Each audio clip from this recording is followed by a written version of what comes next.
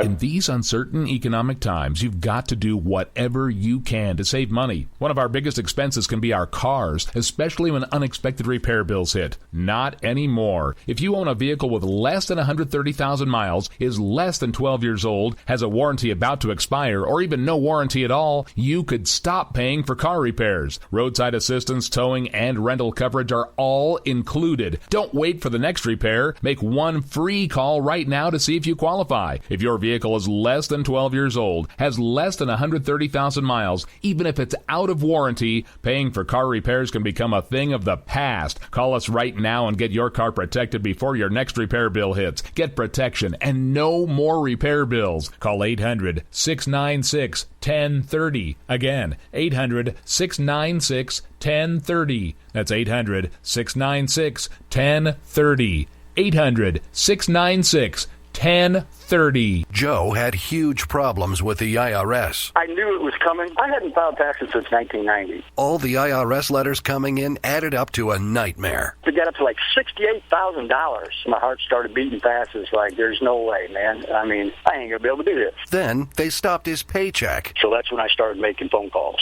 and found U.S. Tax Shield. U.S. Tax Shield went to work immediately. They just took the bull by the horns. What blew my mind is he called the IRS right then and there. So why is U.S. Tax Shield A+ rated with the Better Business Bureau? Joe knows. They gave me a ridiculous amount of money. If you owe more than $10,000 to the IRS or state, choose the company Joe chose, U.S. Tax Shield. It was the best decision I made. U.S. Tax Shield is the way to go. Life is good. Thank you, Lord.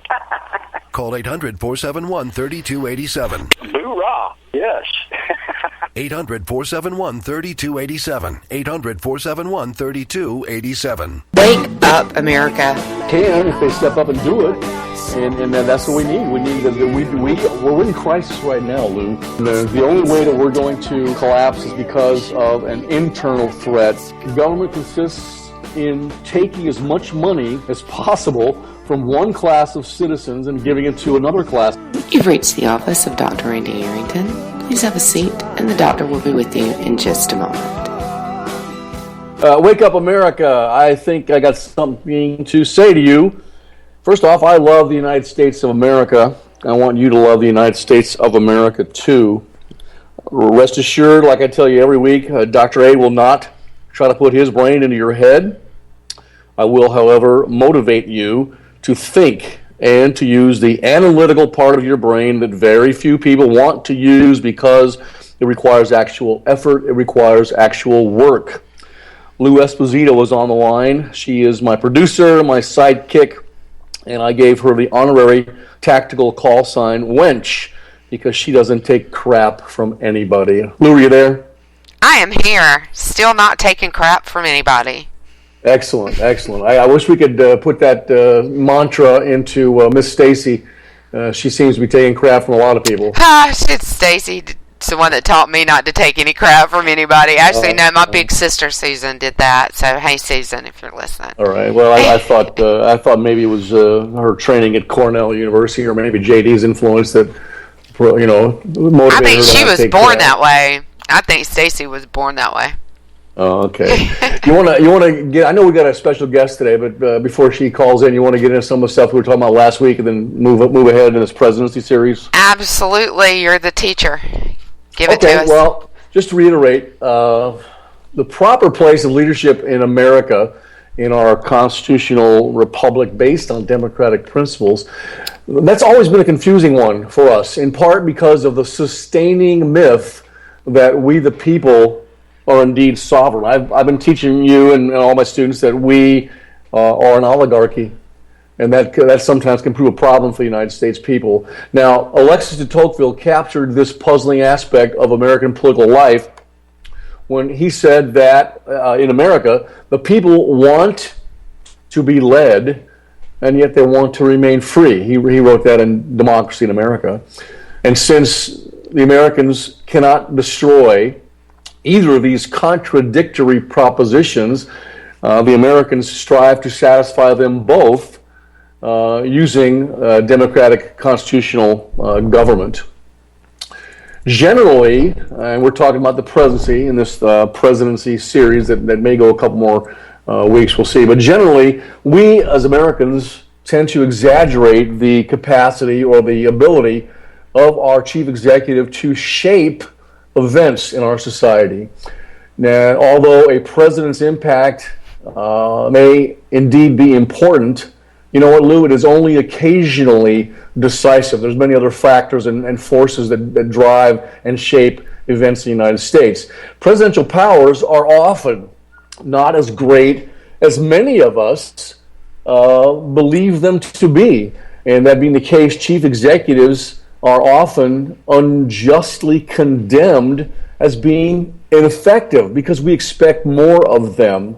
And when they fall short, we condemn them. Okay, sometimes presidents in the United States of America will overreach or resort to unacceptable deviousness while trying to live up to popular demands. We're seeing that right now with the Islamo-communists in the White House. So I'll go ahead and have a drink. Overreaching and using unacceptably devious things to live up to popular demands. Now, that depends on your perspective, if they're overreaching, if they're devious. But in my humble opinion, that's happening right now. Our founding fathers, when they created the Constitution and in Article 2 for the office of the presidency, the founding fathers purposely left the presidency, how should I put this, imprecisely defined in the Constitution. This was due in part because they feared monarchy, King George's style tyranny. They feared that. And they also had twin fears. They also feared the masses. And we talked about this last week. Even today, the politicians, they fear the masses, but they loathe the masses. They hate the masses. But in part also, they left it imprecisely defined because they had hopes that future occupants of the office of the presidency, through their actions and through historical or political context, that those men, and maybe one day a woman, would create a more powerful office than they were able to devise at the time of the Constitutional Convention. The reason that they did this is because they knew that if they gave it all sorts of very powerful enumerated powers, again, those are the ones that have been written down, as opposed to inherent powers, that they would never be able to get the Constitution ratified in the newly created nation. That's why they left it imprecise, hoping and knowing that it would become a stronger office based on the actions of the chief executive. They understood at times that our president would have to behave and do things quickly, swiftly, and effectively.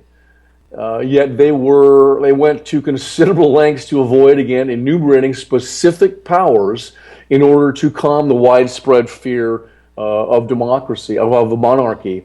After all, again, the nation had just fought a long and bloody war against executive tyranny, King George III tyranny, against the motherland of Great Britain. Thus, we have the paradox, if you will, of the invention of the American presidency. To get the presidency approved in 1787 and then finally in 1789, the framers had to leave several ambiguities in Article 2 of the Constitution, several silences, if you will, in Article 2 of the Constitution. Again, for fear of portraying the office as being an overly centralized leadership institution. Okay, they gave him very limited powers that were actually written down, but knowing that the inherent powers associated with the office would help that occupant create a more powerful institution that would be needed later on as we matured into a stronger, larger nation. So you're saying that the reason that there aren't very many enumerated powers for the president is on purpose to get the Constitution ratified. But correct. If you put a bunch of stuff in there, 50 different things. Article 2 is very brief. And you'd have people like Patrick Henry and some of the other founding fathers would say, absolutely not. You're stealing our liberty. And the United States was basically founded on the concept of limited government and the protection, almost at all costs, of individual liberty. So and the government's job was to create. If people like Sam Adams were against that kind of, monarchical power in the presidency, then we should probably be against that kind of power in the presidency as well, right?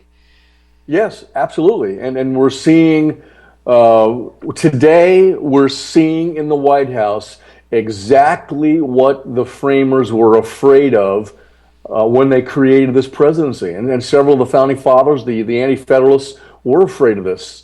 And Madison and some of the other ones tried to calm them down, saying we're going to elect the best people for office. They're not going to abuse their power because they're going to know their power came from the people. And that's just not the case today. And we've got a guy in there right now that's basically trying to destroy the United States of America, and the party that he came from, their number one individual that they're pushing forward and protect at all costs, I think, Lou, would be worse than Barack Hussein Obama. Worse than Barack Hussein Obama. So that's what they were worried about. That's exactly what they were worried about. And that's why they left it ambiguous and the smallest of the three articles so that they could get the Constitution ratified. Remember, the Declaration of Independence was created to prevent tyranny. King George's style theory. The Constitution was created by the founding fathers to prevent anarchy. But we can go from one end, anarchy, all the way up to totalitarianism. When you look at the political spectrum, the continuum, on one side, on the left, you have anarchy, chaos. Tamara Holder's texting me now. And on the other side, it's totalitarianism. Okay, she's going to call in at 1. Does that sound good to you? Yeah, sounds great. Okay, sounds good to me. I said I'm sending her okie dokie. Okay, however, imprecisely defined as it was, dumbing it down if you want to call it that, when we need central leadership, what do we do as a people? We turn to the president, the chief executive, and then we read into Article 2 various inherent powers, various prerogatives that actually allow the president to perform as an effective national leader.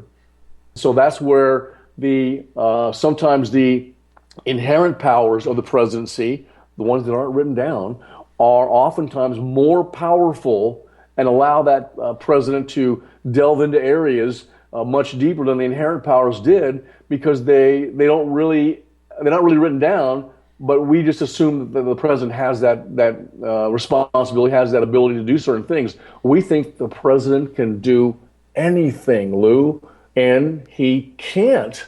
There's many things the president can't do. The president has limited influence on the economy. He's got some. He can create the policies that will free up capitalism. He can create policies that will sort of stifle capitalism as an economic system.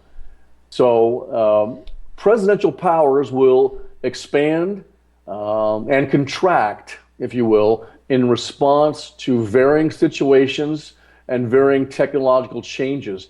I think what you're going to see if we get a true conservative Republican in the White House, we're going to contract those presidential powers, and that individual is just going to focus and concentrate on what they should be focusing on in the White House, which is limited government, and creating that umbrella of liberty underneath which everybody is allowed to pursue their own goals, pursue their own form of happiness, as long as they don't harm somebody else. And that's the way the presidency was designed. The powers of the presidency, are interpreted so differently that sometimes they seem to be the powers of different offices.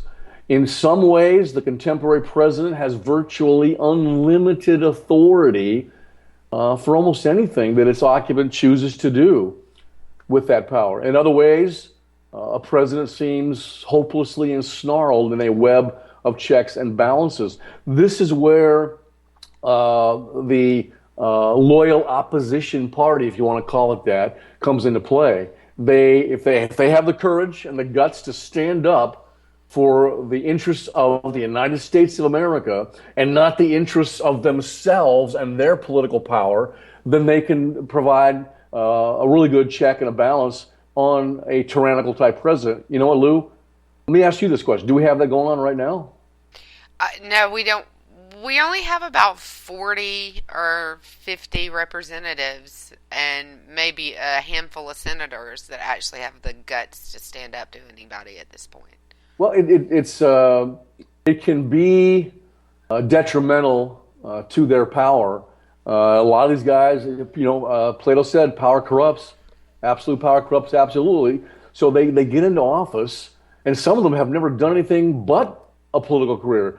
Uncle Joe Biden, who I still don't count him out, Miss Stacy, because if Mrs. Clinton gets indicted, which I am arguing she will, he will be the smartest guy on the planet for saying I'm not running at this time. Because she gets indicted, there'll be a draft Joe Biden movement, and he will have saved all that money, all that effort, all that heartache, and he'll step in and get the nomination and snatched away from Bernie Sanders when Mrs. Clinton gets indicted. I know Stacey doesn't think that's going to happen, but I can see it happening. I hope it happens. I think it should. I think it should happen. I think it's only fair that it happens. But I mean, I remember what happened to John Mitchell, and after everything, if John Mitchell deserved to go to jail, I think Hillary Clinton deserves to go to jail. That's just my 2 cents. How about Scooter Liberty?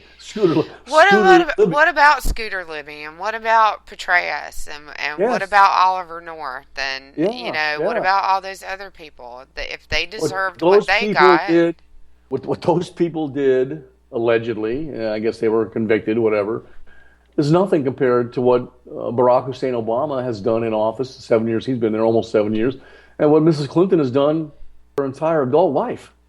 No offense intended. I'm telling you the truth, and then I will endure the inevitable consequences. I think her Senate or her committee hearing testimony was enough to tell you all that you need to know about her when she laughs at a question, and even the representative that asked the question said, "I don't see what's funny about this." Well, that was the question. She said, "Where were you?" Well, I was at home. Were you there all night? Yes. Were you alone? And that's what she alone all night. That's what she laughed. It wasn't funny. And it wasn't funny. Well, you got 4 families who were basically victims of what she and Barack Obama did. Basically, we're going to find out.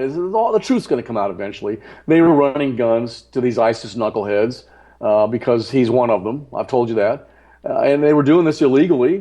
They got rid of Gaddafi, illegally. Engaged in that combat illegally, and you're going to find out they were doing things they shouldn't have been doing. They were committing treason, and so they had to cover this up. And the way they covered it up is they let 4 people die. They're complicit. Right. I don't know what you think about that, but that's exactly what I feel. Well, it goes back to leadership. So, what are what are the qualities of leadership? Well, certainly one of them is that you care more about the people under you than you do necessarily your own butt. It's always about covering her butt, and collateral damage is okay. The first quality of a good leader is outstanding character, integrity, honesty. That's the first characteristic. Those 3 things right there, you've got to have that. Honor, integrity. You have to have that. Speak the truth, endure the consequences. And then what does a leader do? A leader solves problems for other people. And a leader is sort of like John Wooden was when I was at UCLA. He can get more out of individuals in the way of positive performance than they themselves thought they were capable of. You talk about, Bill Walton. He's in the Hall of Fame. He's an announcer now for basketball, NBA.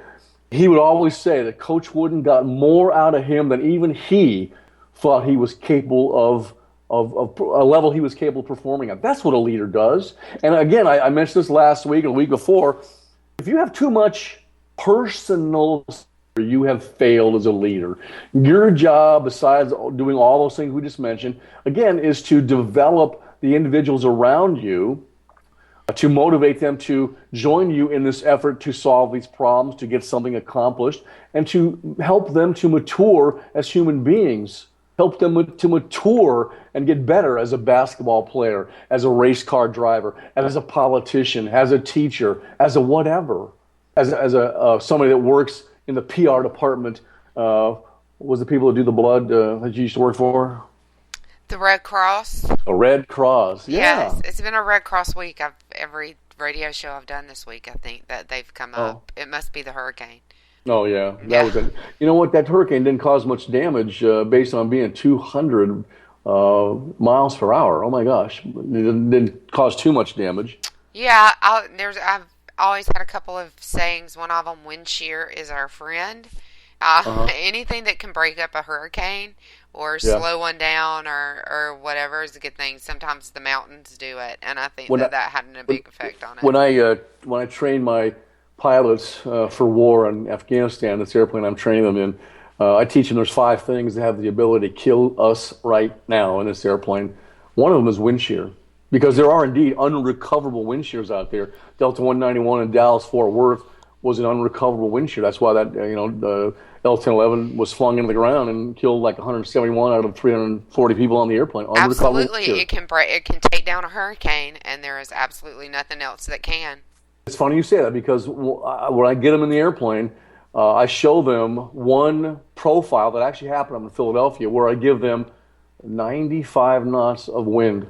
That's a Category 2 hurricane. Mm-hmm. And it really happened. I show them this, and I show them how to beat it, how to get out of it. In case it ever happened to them, they could maybe go back to that Wednesday afternoon when I was with Randy Arrington and we learned how to beat this particular wind shear.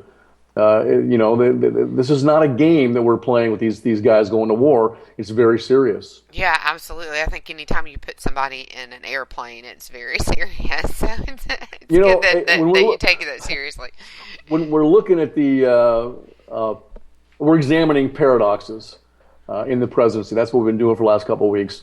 So let's look at that. Some of these paradoxes are cases of, like we just discussed, confused expectations. You want to take a quick break first? And I always want to take a break. Yeah.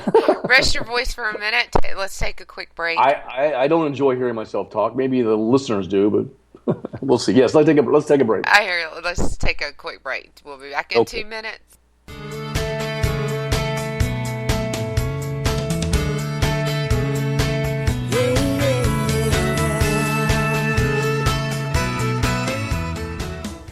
K98Talk.com, a leader in internet radio. So grab your seatbelts and take the ride of your life on K98Talk.com. This is JD. And this is Stacy. Join us Tuesday nights, 10 p.m. Eastern, for Game On.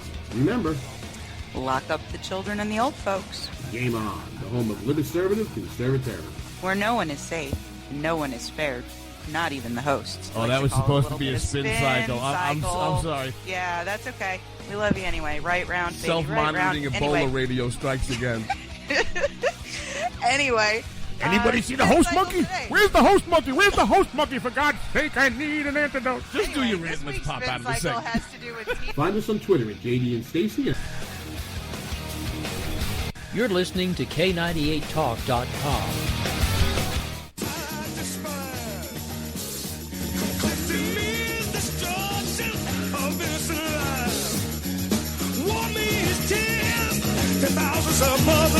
The internet will never be the same.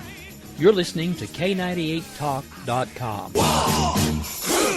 Good God, y'all. What is it good for? Absolutely. Get sad again.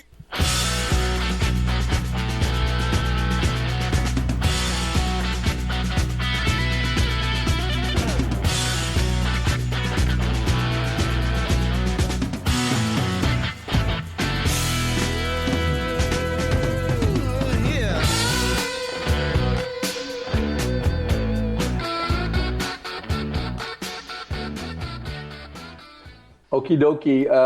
Listeners, we're fortunate today to have Miss Tamara Holder for an interview on Office Hours with Dr. A. Tamara is a beautiful, highly intelligent woman. She is a graduate of the University of Arizona and John Marshall Law School there in Illinois, and she is a contributor on several different radio and TV shows. She's also an author, does lots of things with that, and she's also started something, I think it's been about 6 months now. I think it's called Sports Court Report, where she gets involved in that. That's interesting for me to watch that transpire too. But Tamara, good afternoon. How are you?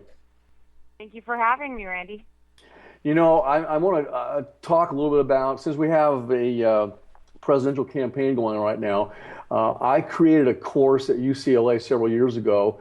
It's Political Science 149. It was presidential politics and homeland security. And I always started that class by asking my students 7 questions. From those questions, they could choose one of them to write their term paper. And we also had some pretty healthy discussions in class on these various topics.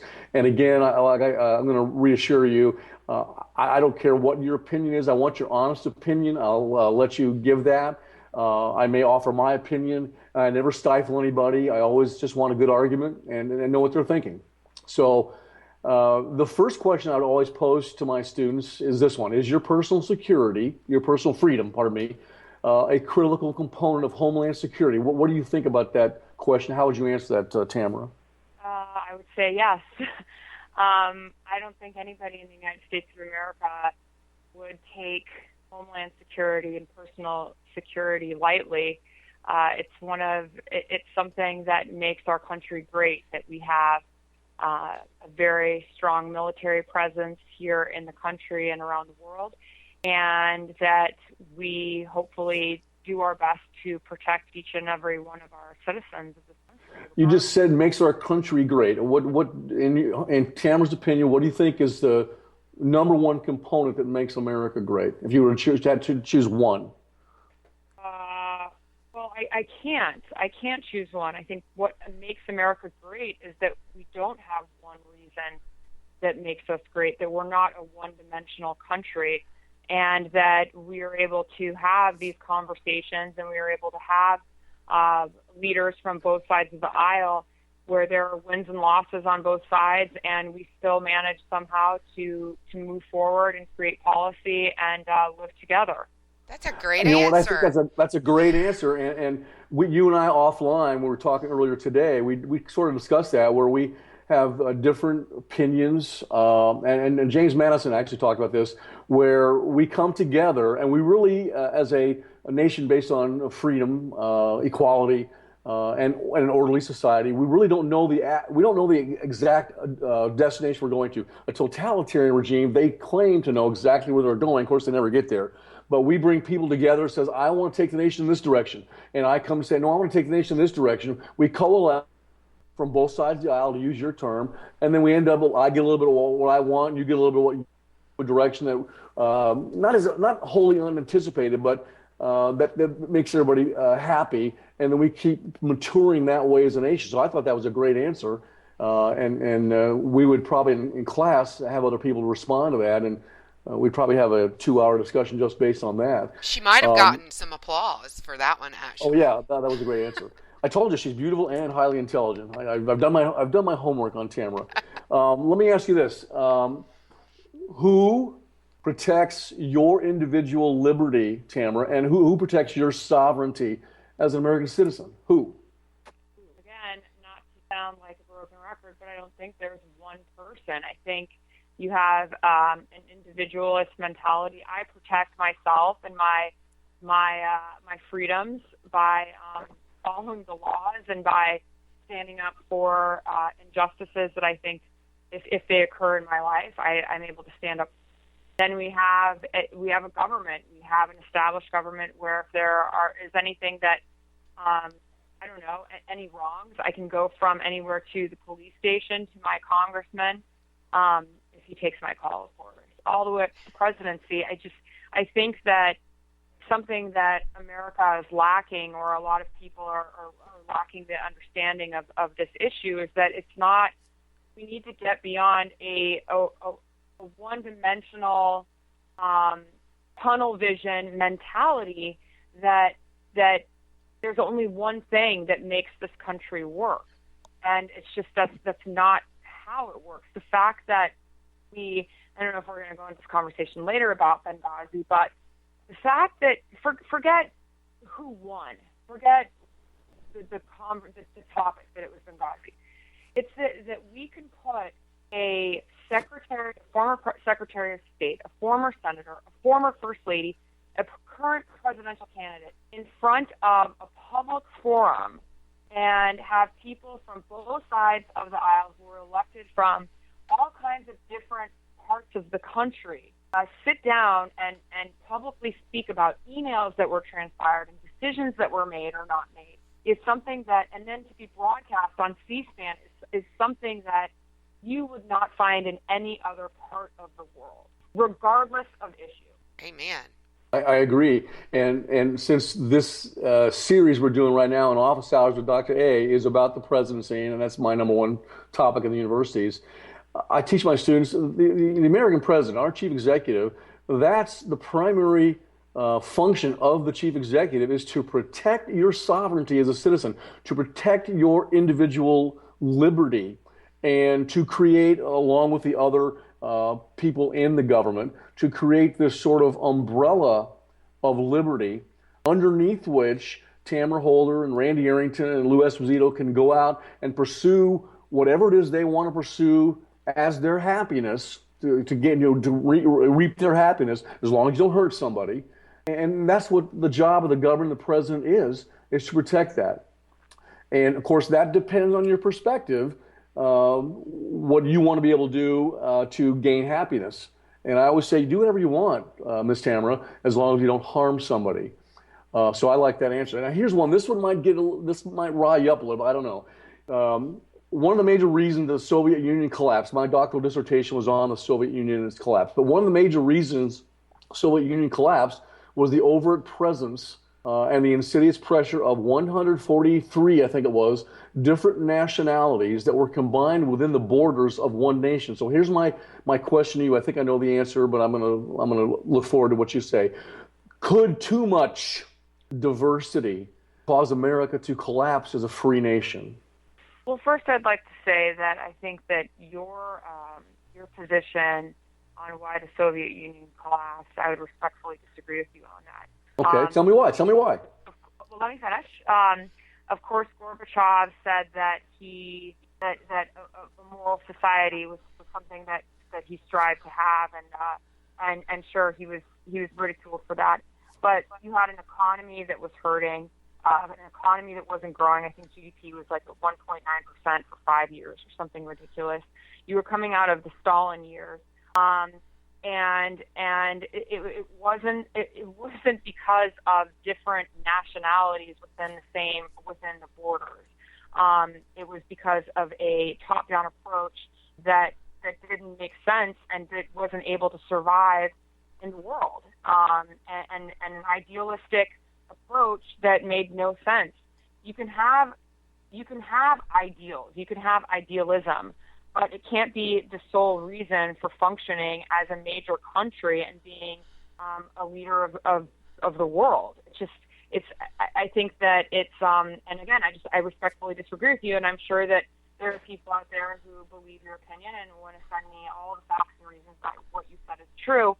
And again, I disagree with that being the reason why the Soviet Union collapsed. That being said, let me just finish. You asked two parts of the question. So the United States of America has immigration problems, and I think that's where you're going with this. And it's something that needs to be resolved. I think that there needs to be a two-part approach. Again, the one-dimensional approach is not going to work. I do not believe you can put everybody on a ship or on a train or whatever and send them back to whatever country they came here from illegally. It doesn't make sense. It's talk about falling apart of an economy.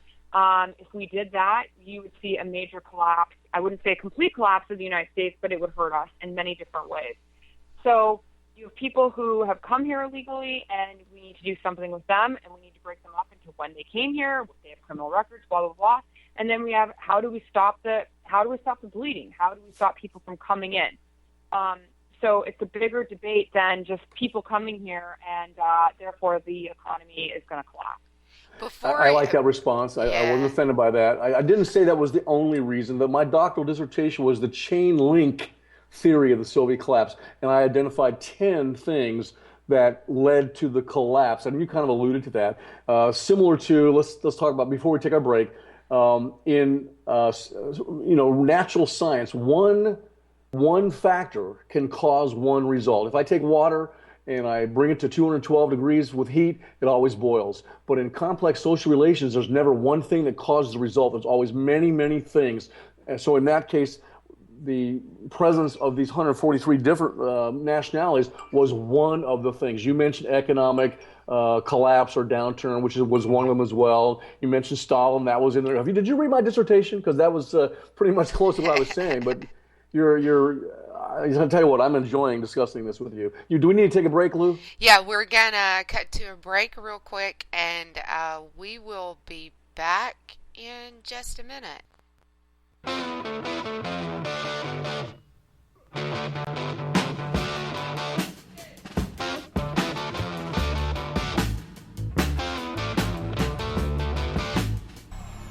K98 Talk is expanding its lineup for 2015. This means we are expanding our advertising base.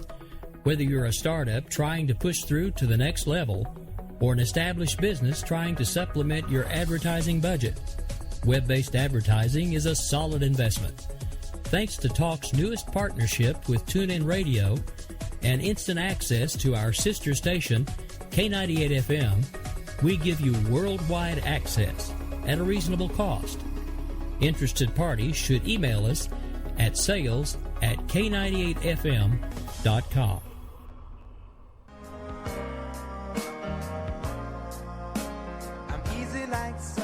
Wondering why you're up early with us on a Sunday morning making a cocktail? News lately got you drinking? Hung over from the mainstream media by Sunday? We are, and we got you covered. We sure do. We got your hangover cure for those weekly news blues. So sit back, top off your mimosa, and add some Baileys to that coffee. Take a match to your copy of the New York Times. Light, funny, and oh yeah, news with booze. And a lot of laughter. Welcome to Bloody Marys and Broadsheets.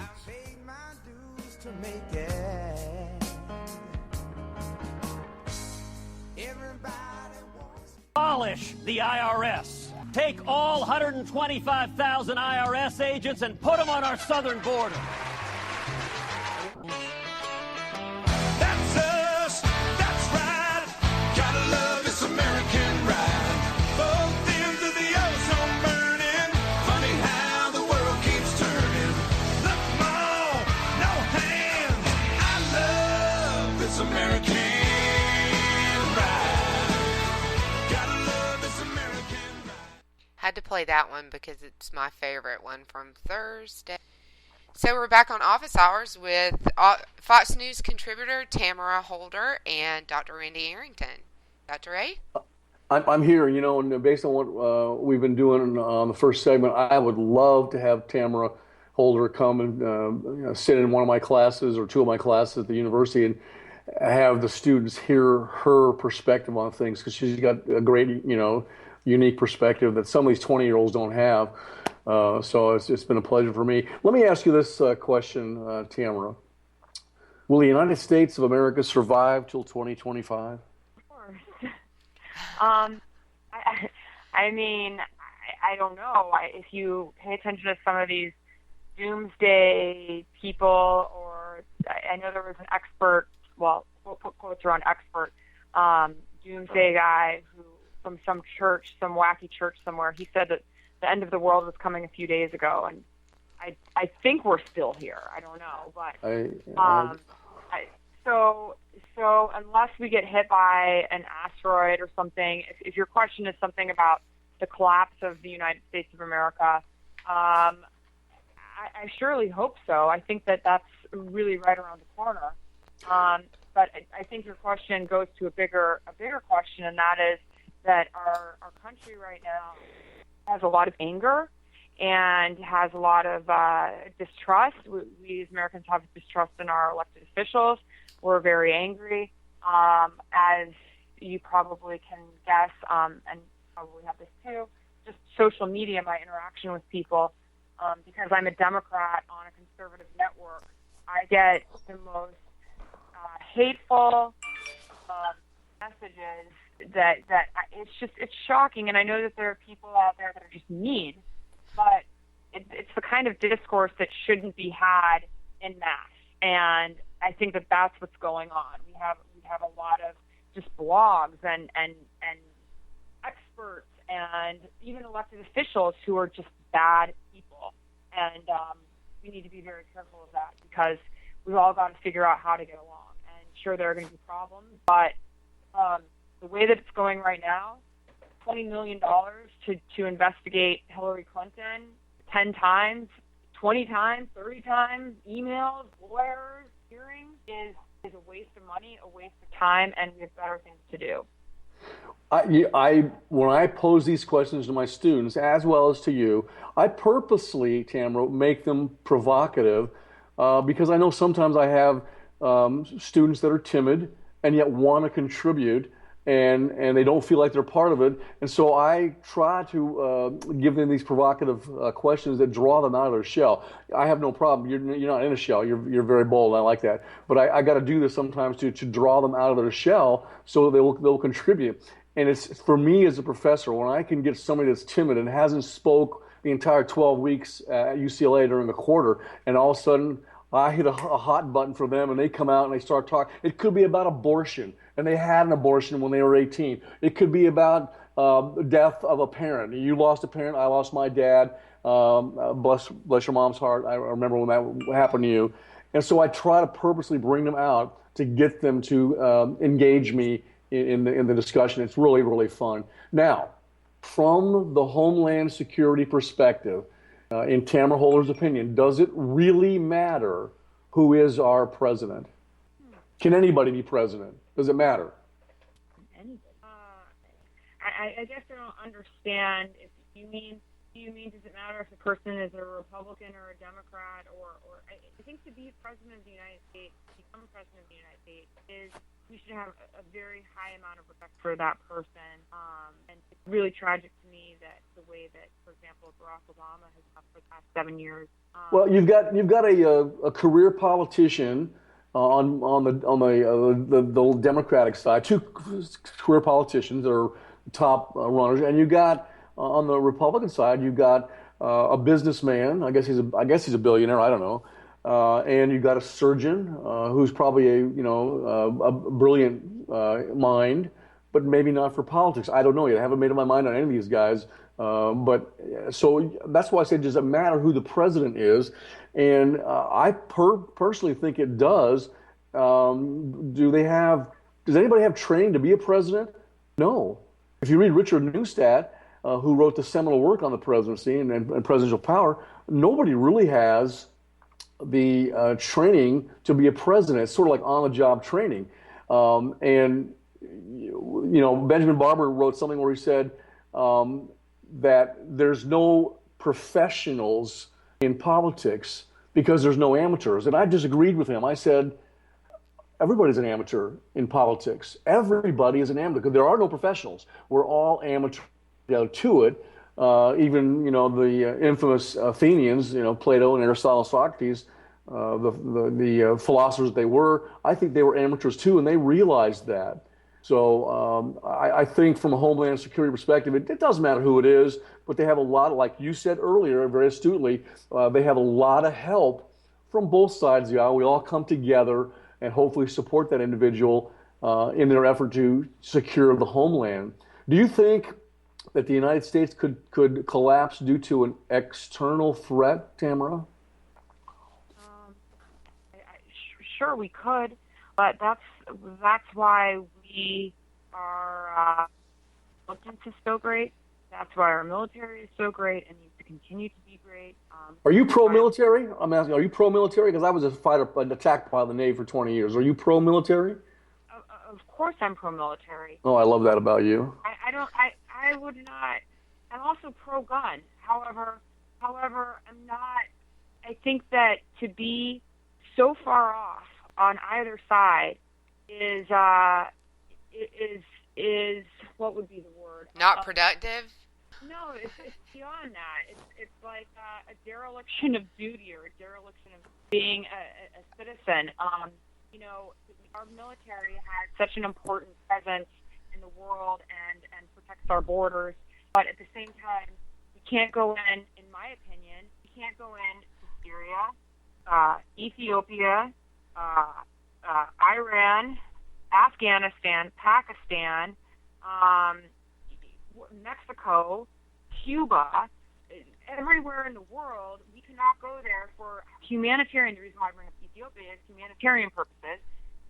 The military plays a role in that. Humanitarian purposes or war purposes. We can't go everywhere in the world. We have people at home who are hurting economically, financially, which is basically the same thing.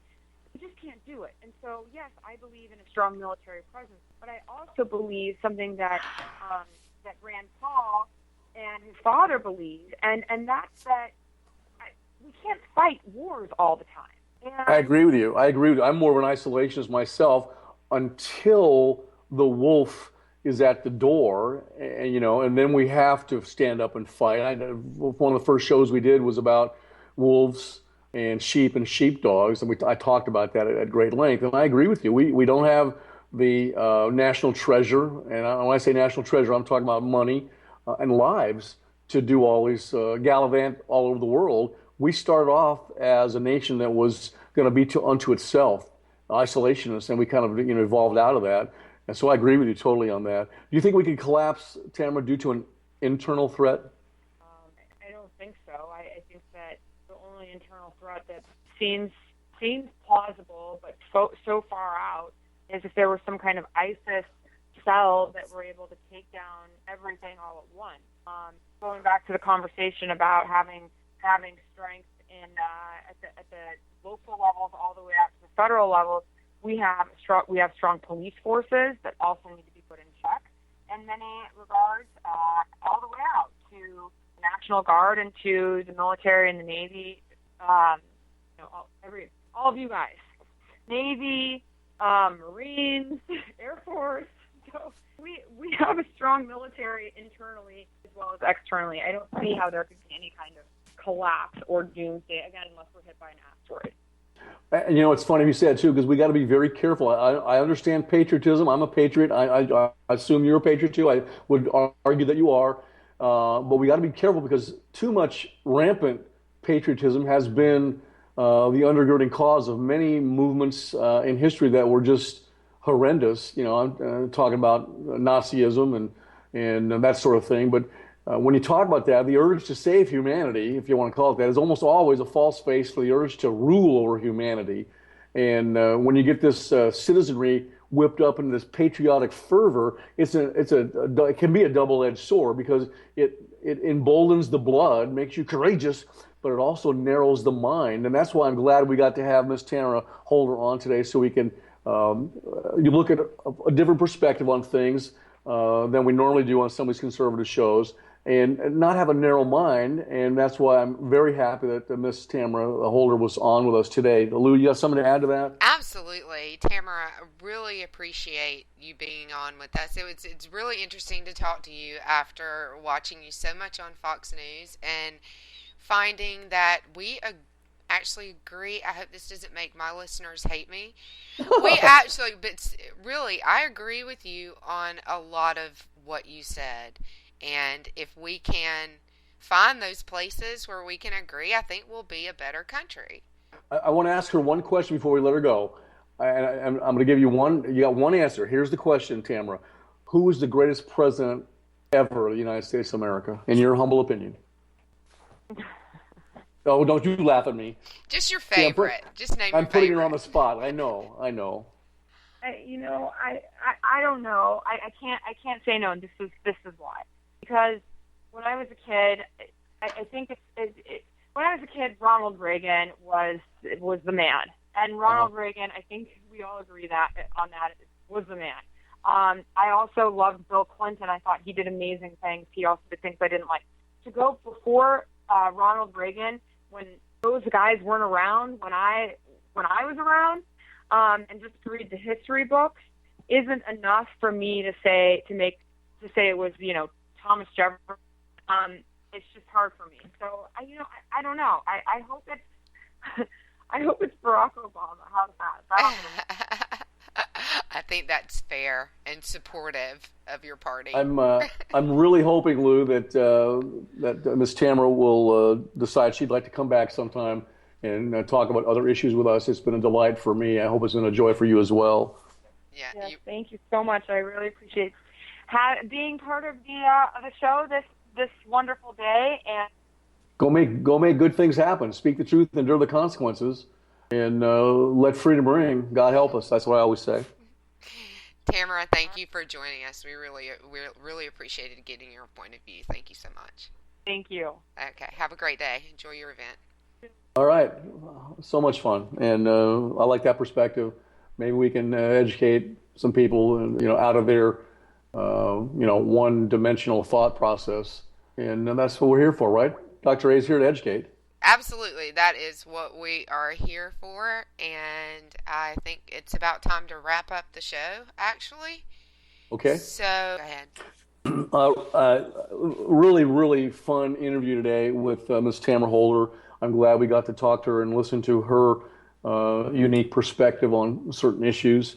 One thing I always teach my students is the first thing that is wrong with somebody that thinks they know everything and they're highly intelligent, they think I have the truth, I've got a lock on it. That's their first problem. And you've got to be able to listen to other people, like I did when I would teach at UCLA or Tulane, wherever I taught. We'd have a discussion topic like we did today, and you let people air their opinions on certain issues on both sides of the aisle, if you want to call it that, the political continuum, and then have the students turn to one another and engage in intellectual banter, solid arguments on both sides of an issue or all sides of an issue. Tamara brought that out today. It's not just left or right. It's all sides of an issue. And so I like that. And again, we talked about patriotism. Too much patriotism is a double-edged sword.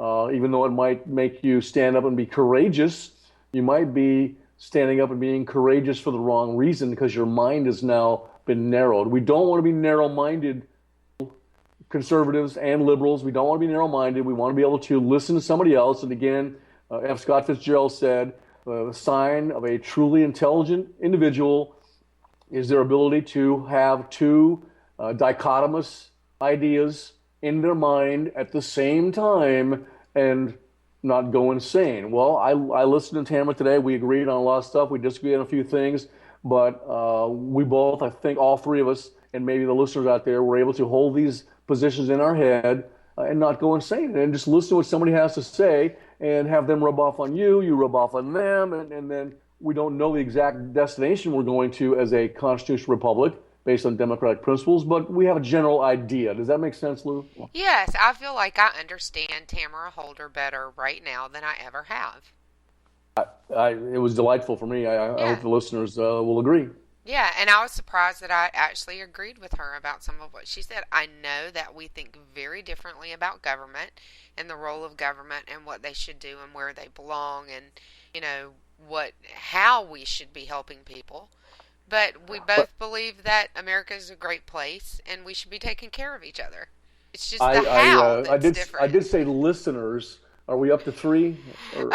We have many more than that, Doc. 2 listeners? No, we have more than that. We have some great listeners, and they're smart. I agree with you, and I'm hoping we'll get some more people educated, if possible, and keep this country great. Yeah, absolutely. God bless America, and we'll be right here next week, right?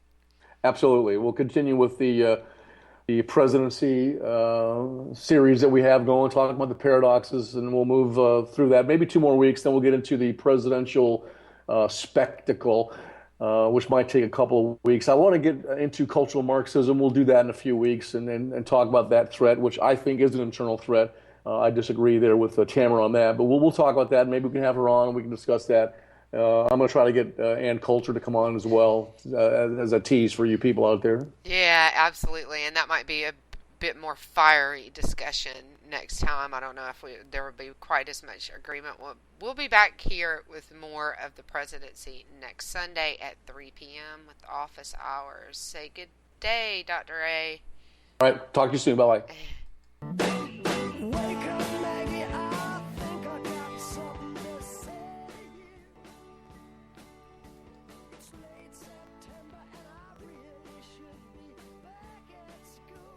When our water heater broke down last month, it was a nightmare. It took 5 hours for the plumber to show up, and he charged us a couple of $100 just to come out. And then it cost another $1,800 to put in the new water heater. By the time it was all said and done, I felt like I'd been taken. But what else could I do? The smartest thing you can do is get a home warranty from American Residential Warranty. Their home warranties pay to repair or replace all your major appliances when they break, and they will break, and at the worst possible time. Call American Residential Warranty right now for free information on home warranties starting at just pennies a day. Don't wait for your refrigerator to stop running or your ceiling fans to stop turning. Call American Residential Warranty right now. Ask how you can save up to 50% on washer and dryer coverage. Just call 1-800-513-6154. That's 1-800-513-6154. Again, 1-800-513-6154. Call now. Tired of paying outrageous prices for Viagra? Well, we have great news for you. Now you can finally get Viagra at huge discounts. Healthy Man allows you to save up to $500 on Viagra. Why pay U.S. pharmacy prices of $15 per pill or more when you can get Viagra for less than $3 a pill? Call today and get 40 Viagra pills for only $99. This can cost as much as $600 at your local pharmacy. You can't afford not to call us. If you want Viagra at the lowest prices, never pay $15 a pill pharmacy prices again. Get Viagra for less than $3 a pill. Call 1-800-516-7602 today and save up to $500 and get 40 pills for just $99. Healthy Man is fast, easy, and affordable. Operators are waiting at 1-800-516-7602 to take your call right now. Call 1-800-516-7602. That's 1-800-516-7602. Again, 1-800-516-7602.